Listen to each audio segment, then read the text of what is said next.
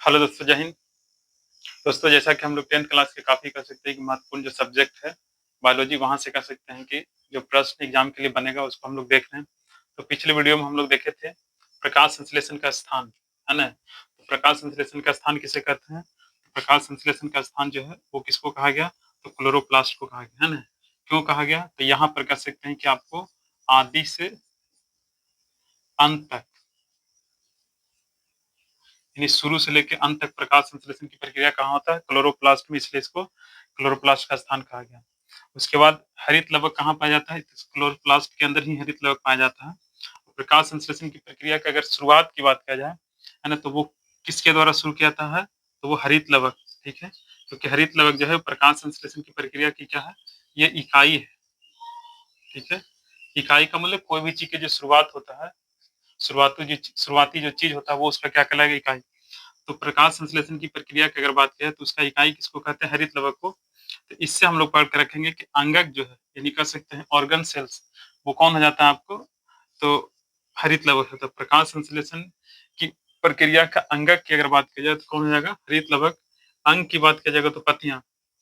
ऐसे भी हम लोग जानते हैं कि प्रकाश से जो पौधा जो पत्तियां है वो पौधा पौधा का क्या कहलाता है? अंग कहलाता है ना? ऐसे देखते हैं ना हम लोग के, जैसे हम लोग शरीर के अंग है हाथ पैर, उसी तरह का पौधा के भी अंग है। पत्ता हो गया, फल हो गया, है ना, फूल हो गया, ये सब पौधा के क्या हो जाता है? अंग हो जाता है। उसी तरीका से जो अंग की अगर बात किया जाता है तो उसमें याद रखना पत्ता, अंगक की बात किया जाए तो हरित लवक, स्थान की बात किया जाए तो क्लोरोप्लास्ट, और पत्तियों का रंग हरा किसके कारण होता है? क्लोरोफिल के कारण होता है। तो ये सारा बात हम लोग पिछले क्लास में क्या देखे थे। आज हम लोग देखेंगे प्रकाश संश्लेषण की प्रक्रिया के लिए जो आवश्यक घटक है वो कितने हैं और क्या है, उसको जानने का प्रयास करेंगे।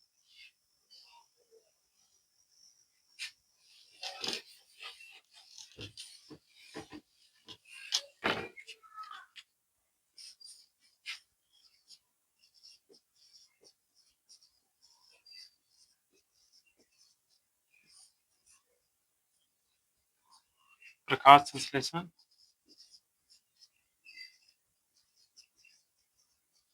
प्रक्रिया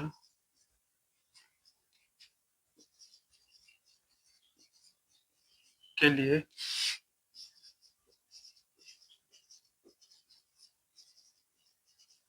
आवश्यक घटक, या इसी को पदार्थ भी कहा जाता है, या इसी को कच्चे सामग्री भी कहते हैं,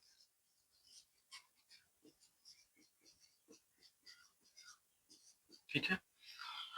तो प्रकाश संश्लेषण की प्रक्रिया के लिए जो आवश्यक घटक, पदार्थ या कच्ची सामग्री जो है वो कितने हैं? तो इसके लिए 4 है, ठीक है? 4 कह सकते हैं कि प्रकाश संश्लेषण की प्रक्रिया के लिए आवश्यक घटक। उसमें क्या-क्या है? तो पहला आपको कह सकते हैं कि हरित लवक है, दूसरा है आपको CO2, तीसरा आपका जल, और चौथा है सूर्य प्रकाश,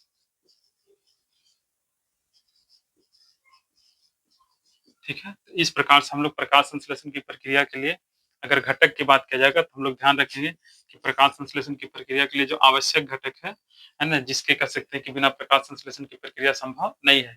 ये चारों घटक जब रहेगा तब जाके प्रकाश संश्लेषण की प्रक्रिया होगा। इसमें से कोई भी घटक अगर नहीं मिलेगा तो प्रकाश संश्लेषण की प्रक्रिया नहीं होगा। तो ये चारों जो है वो इसके लिए आवश्यक घटक है। हरित लवक जो है वो पौधों की पत्तियों में पाया जाता है।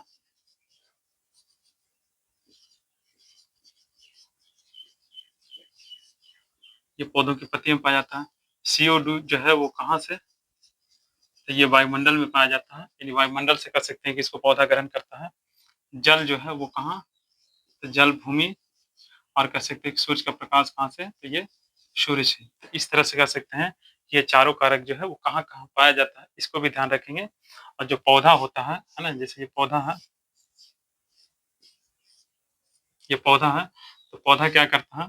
तो पौधा के कह सकते हैं कि जो पत्तियाँ हैं, है ना? ये पौधा की पत्तियाँ के अंदर आपको हरित लवक पाया जाता है, ठीक है?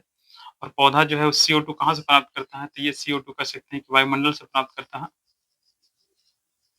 ठीक है? उसके बाद जल की बात करें तो जल जो है ये भूमि से प्राप्त करता है, ठीक है? और उसके बाद सूर्य का प्रकाश कहाँ से प्राप्त करता है? तो ये आपको जो सन होता है, ठीक है? तो वहाँ से ये सूर्य के प्रकाश जो है वो प्राप्त करता है। तो इस तरह से यहाँ पर कह सकते हैं कि प्रकाश संश्लेषण की प्रक्रिया के लिए आवश्यक घटक कितने हैं, उसका नाम क्या है और कहाँ से क्या किस तरह से पौधा जो है प्राप्त करता है। तो यहाँ पर प्रश्न बनता है कि पौधा जो है वो CO2 कहाँ से प्राप्त करता है? तो वायुमंडल से। फिर जल कहाँ से प्राप्त करता है? भूमि से। सूरज का प्रकाश कहाँ से प्राप्त करता है? तो सूर्य से। और हरित लवक जो है पौधे की पत्तियों के अंदर पाया जाता है। तो ये सारा बात हम लोग क्या करेंगे? ध्यान रखेंगे। अब देखिए यहाँ पर कुछ ऐसे प्रश्न भी बनता है कि प्रकाश संश्लेषण की इकाई किसको बोलते हैं? तो इकाई इसको कहा जाता है, हरित लवक की इकाई कहा जाता है, क्योंकि प्रकाश संश्लेषण की प्रक्रिया की शुरुआत जो है वो यहीं से होता है, इसलिए इसे इकाई कहा जाता है। इकाई का मतलब होता है कोई सी भी चीज का जो पहला जो शुरुआत होता है या पहला जो कह सकते हैं कि चीज होता है वो उसका क्या कहलाएगा? इकाई। तो प्रकाश संश्लेषण की शुरुआत जो है हरित लवक से होता है, इसलिए इसका ये इकाई कहलाता है। और ये चारों कह सकते हैं कि आवश्यक घटक है, लेकिन जल को अनिवार्य घटक के रूप में कहा जाता है। किस घटक के रूप में कहा जाता है? अनिवार्य घटक। अनिवार्य का मतलब कह सकते हैं कि आवश्यक और अनिवार्य में क्या अंतर होता है? तो आवश्यक मतलब कि जरूरी है, लेकिन अनिवार्य जो है वो एकदम जरूरी है, ठीक है। अब ऐसे भी देखिए आजकल हम ऐसे भी हम लोग सोच सकते हैं कि हमारे जीवन में पानी जो है वो काफी ज्यादा एक जरूरी क्या कह सकते हैं कि चीज है, यानी काफी ज्यादा इसकी कह सकते हैं कि अनिवार्यता है। तो पानी पानी जो है हमारे लिए काफी एक अनिवार्य घटक के रूप में है, क्योंकि इसके बिना जीवन जीना मुश्किल है। क्योंकि देखते हैं सुबह से शाम तक हमें पानी चाहिए ही चाहिए। तो इस तरह से जो है कि ये सारा बात हम लोग क्या करेंगे? ध्यान रखेंगे। बाकी जो है और भी कह सकते हैं कि एक-एक करके हम लोग यहाँ पर जानने का प्रयास करेंगे नेक्स्ट वीडियो के अंदर कि हरित लवक जो है वो किस प्रकार से प्रकाश संश्लेषण की प्रक्रिया के लिए ज़रूरी है। फिर हम लोग चर्चा करेंगे CO2 कैसे और क्यों ज़रूरी है। फिर जल कैसे और क्यों ज़रूरी है, सूरज का प्रकाश कैसे और क्यों, ये सारा चीज़ हम लोग एक-एक करके क्या है जानने का प्रयास करेंगे। लेकिन फिलहाल जो बातें यहाँ पर भी डिस्कस किया गया ये एग्ज़ाम के लिए काफ़ी कह सकते हैं कि महत्वपूर्ण है। इसको हम लोग ध्यान रखेंगे, ठीक है। फिर मिलते हैं नेक्स्ट वीडियो में, तब तक के लिए जय हिंद।